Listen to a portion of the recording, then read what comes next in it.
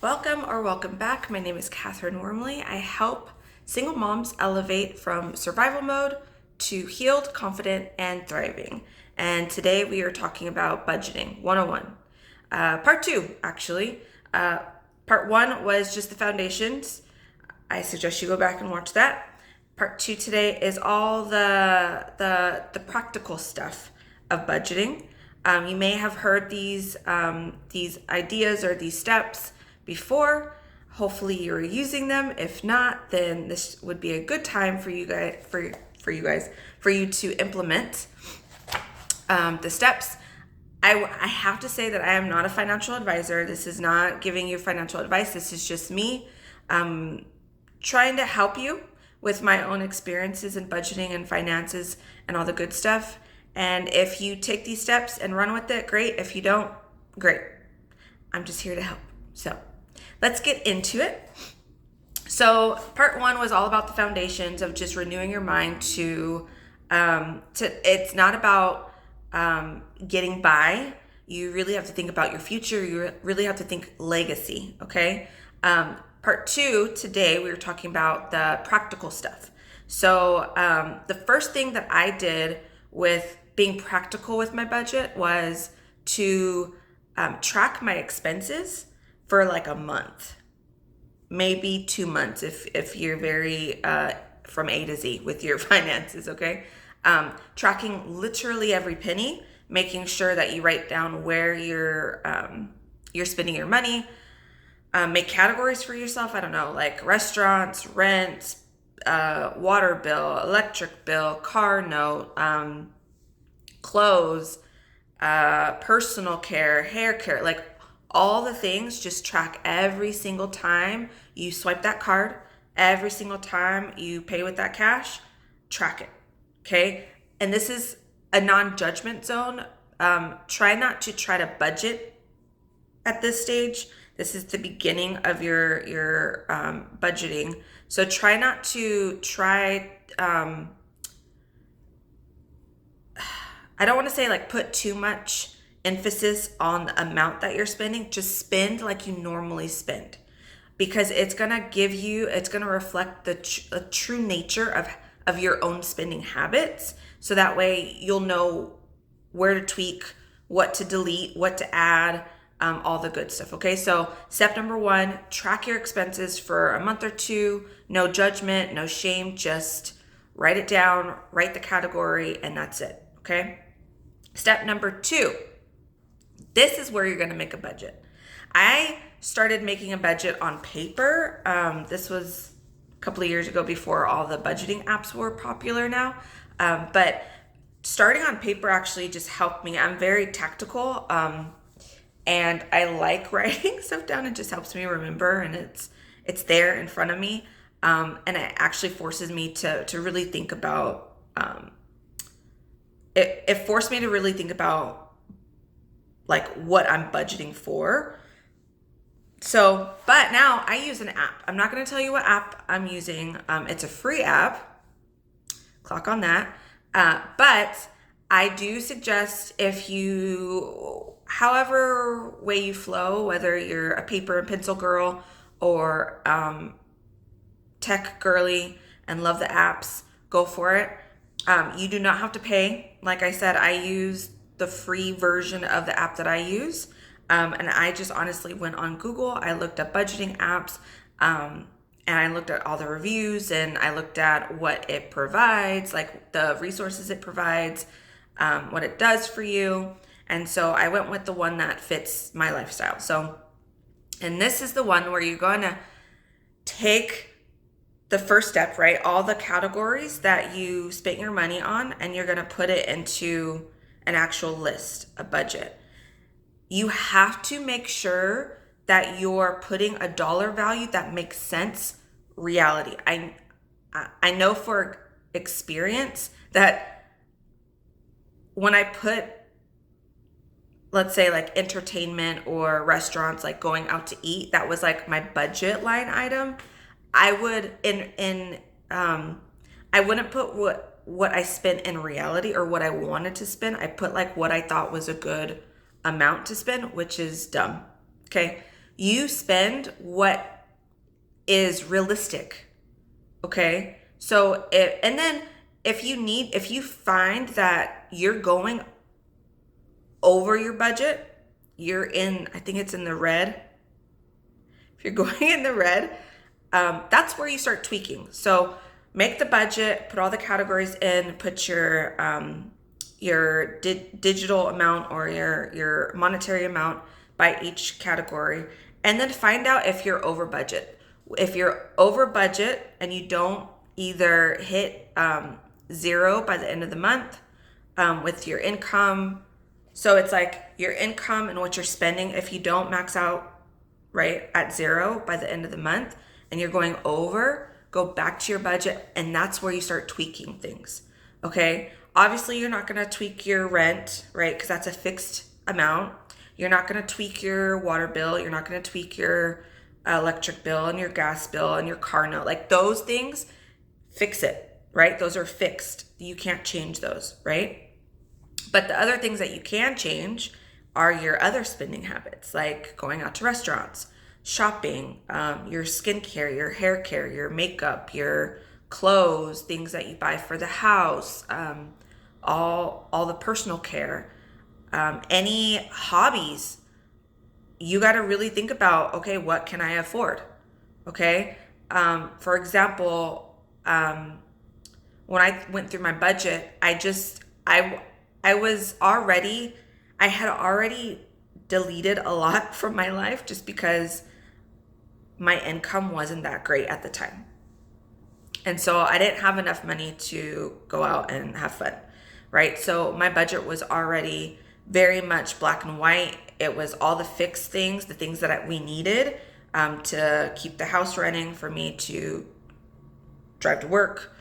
Like all the necessities were already in the budget. I may have had like $20 extra after I calculated like food and gas, and that was it. So that $20 was like my I could use it however I wanted to at the end of the month. I mean, it was very slim pickings. Now I have a little bit more room. So I like to every month just gauge what we need, right? Because needs change month to month. My daughter has hobbies that she does. Sometimes I have to pay for those, sometimes I don't. So it's very much, I adjust where needed, but I always keep my fixed amounts, and then I interchange with the things that I really don't need every month. I'm very simple. I don't get my hair done. Like, don't get my nails done. I don't really buy makeup. Like, I think the most we do is just personal care, making sure we have like our shampoos and our soaps and like the necessary stuff and stuff for the house. But I'm going off of topic here. But I mean, that's an example of what to do. It took me a while to actually get a real good flow of budgeting every month, because you really have to budget every month. Like, just because you have a set budget doesn't mean that you don't go back to it. You're going to go back to it almost every week.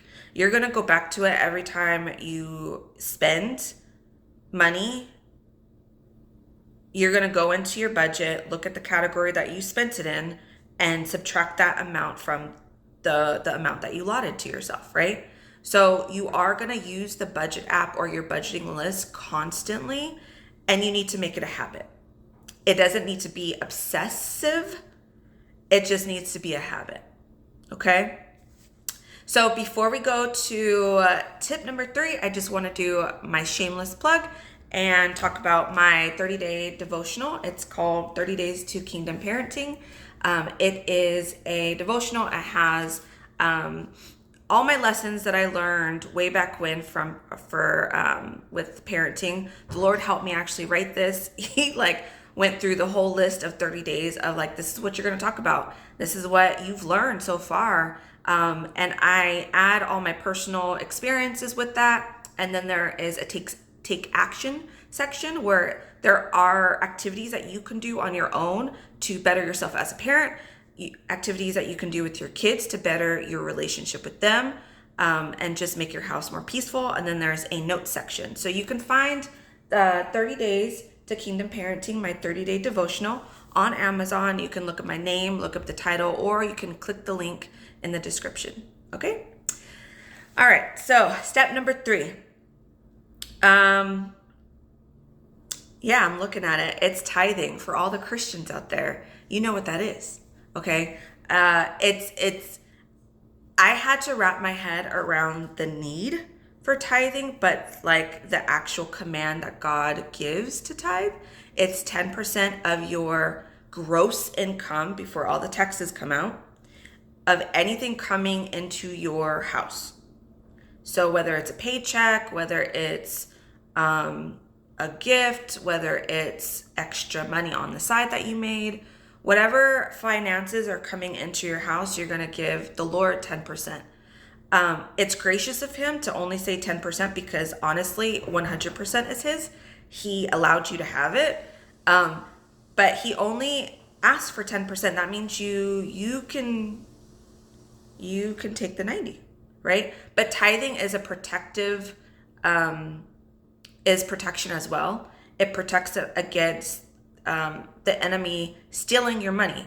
Okay. It guards future investments, financial investments, blessings. Okay. And honestly, it pinpoints God's love language of obedience. He doesn't ask for the tithing, he commands it. So, if you, as a Christian, your heart is there and you want to obey the Lord, tithing is like the first thing that you should always do with your income. I have it in my budget. It's like under what I get, like my paychecks or whatever I get. Tithing and offering are like the first 2 budget line items that I have. And I actually integrate that into my monthly budget. It's a no-brainer for me. It's like I do that before I spend. Sometimes in case of emergency and I gotta go to Target, I'll drop that $30 just to go to Target to get what we need. But for the most part, I tithe right off the bat because I don't want to forget, because it's super easy to forget. And then you get halfway through the month or halfway through your budget, and then you're like, oh crap, I need to tithe 10% and I don't have it. So I do it off the top. For all you non-Christians out there, it is something that you maybe want to look into, but maybe for you it's donations. Maybe for you it's donating to a good cause that you follow. That can also be integrated into your budget. And it's very important. Tithing is just super important. I just want to end that tip with that note. Number 4 is splitting your expenses in 2. Okay. Most of us get paid every other week, right? We get paid bi-weekly, twice a month, sometimes 3 times a month. But I've learned that if I split my bills according to when I get paid, it's so much easier to manage. Okay, so for example, I have my rent. I have another bank account set aside for just paying rent. So I take out half of the rent that I owe for the month from my primary account to my other account, right? It just sits. And then my next check that comes at the endish of the month, I take the other half of the rent and put it into that account, and I pay rent from my other account. Okay. It's so much easier and cleaner, and it keeps you organized. I also split, like if I can assume and calculate how much my electric bill is going to be, or the water and trash and everything, because that's also paid with my rent. I'll take half of that from my first paycheck and then half from my second paycheck. And then at the end of the month or at the first of the month, I'm paying my rent with all the other fees and giving that to pay my rent, right? To pay all the things. So you can also do this with bills. So I have I'm telling y'all all the things. So I pay like my phone bill with the first check. I pay two other things with the first check, and then I pay other bills like my insurance and stuff with the second check.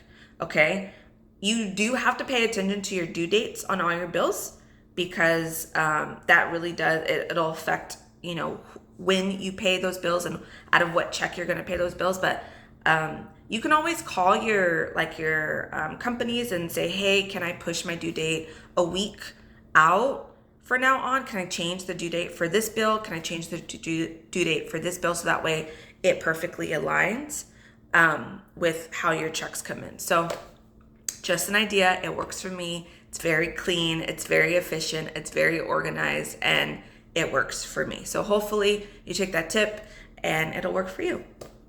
The fifth step is paying down your debt.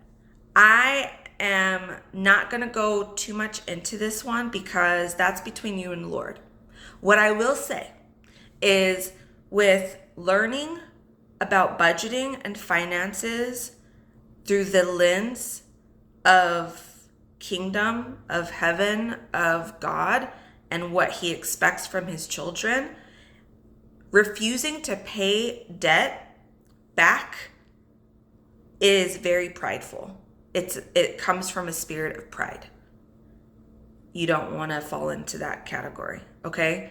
I know it's hard to kind of I don't even know how to say it. Like, it's hard to bring yourself to the reality that now you have to pay back monies that you borrowed, and you don't have that monies to pay back. At that point, I suggest you honestly go to the Lord for any debt, and you ask him for a plan. He will give you the best plan for your situation, for your finances, for whatever situation you're in, to be able to pay back your debt. And as you obey that, I truly believe the Lord opens up favor and gives you extra for you to pay back your debt, and brings blessing with that. He honors the fact that you're humble enough to pay someone back, or pay an entity back, or an institution back after borrowing, okay? And again, not having any sense of duty or responsibility to pay back any of your debt is very much prideful, and you just don't want to go there, okay? So that's all I'm going to say about that.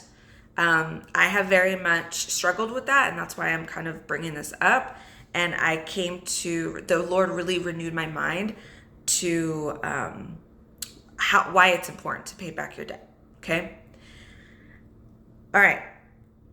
The sixth step, and this is like a bonus, and I'm currently kind of in this as well, so that's why I wanted to kind of throw it in there, is taking financial literacy classes. I've been reading books just to renew my mind of money, to get my heart posture right. But the Lord really did instruct me this year to dive into financial literacy classes. Even though I know a good amount of budgeting and I'm kind of in a good space with my finances, there's still room to grow and to learn and to gather information from other people who know more than me. So I take it upon myself to reach out and to Google financial literacy classes in my area, online. I actually signed up for a one-on-one. It's a 3-session one-on-one with a financial advisor, just to get fresh eyes on my budget, fresh eyes on my plans, fresh eyes on like future plans. And it's completely free, and it's all online. Like, I don't have to meet this person in person. So I think it's beneficial for you to take the time to really invest in yourself invest in the knowledge of finances, invest in the knowledge of budgeting and saving and investing, it's really going to change the way you think about money. And it's really, you're gonna see a huge difference by the end of this year. If you just take the steps to grow and to learn in this, you're really gonna start seeing the difference of how you see spending, how you see saving, how you see yourself. There was a lot of like shame and doubt when it came to like spending money on myself. And the fact that I took the time to really understand money, now I don't see it that way anymore. Like I'm able to set my life up to where I don't have to feel shameful for buying a nice pair of shoes for myself because I've allotted that for myself, right? I think it's called like I forgot what the term is. It's like almost like you feel shameful every time you spend money on yourself. Have you ever done that? Like you go into a store, you pick out all the things, and by the time you get to the register, you start putting stuff back. Like you're waiting in line and you're like, oh, well, I don't really need that, so I'm gonna put it back. Or I don't want to spend $20 like this. I'd rather like spend it on my kid. Or I could really have spent this money like on some food. I'm